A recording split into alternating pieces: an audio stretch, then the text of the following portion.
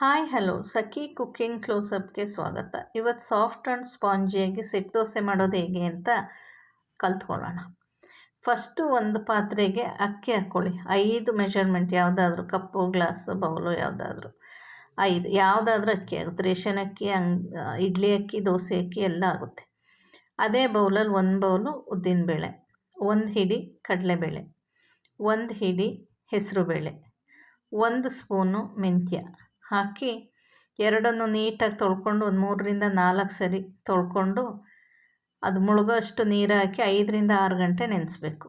ಆಮೇಲೆ ಎರಡನ್ನೂ ಮಿಕ್ಸಿ ಮಾಡಿ ದೋಸೆ ಹದಕ್ಕೆ ಮಿಕ್ಸಿ ಮಾಡಿ ಇಟ್ಕೊಂಡು ಚೆನ್ನಾಗಿ ಕಲಿಸ್ಬೇಕು ಕೈಯಲ್ಲಿ. ಒಂದು 5 ನಿಮಿಷ ಆದ್ರೂ ನೀಟಾಗಿ ಮಿಕ್ಸ್ ಆಗೋ ಥರ ಮಾಡಿ ಹೋಲ್ ನೈಟ್ ಇಡಬೇಕು.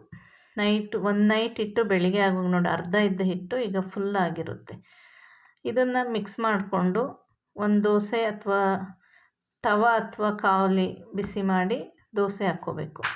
ಎರಡೂ ಕಡೆ ನೀಟಾಗಿ ಬೇಯಿಸ್ಕೋಬೇಕು. Dosa spongy dosa ready. Thank you for watching.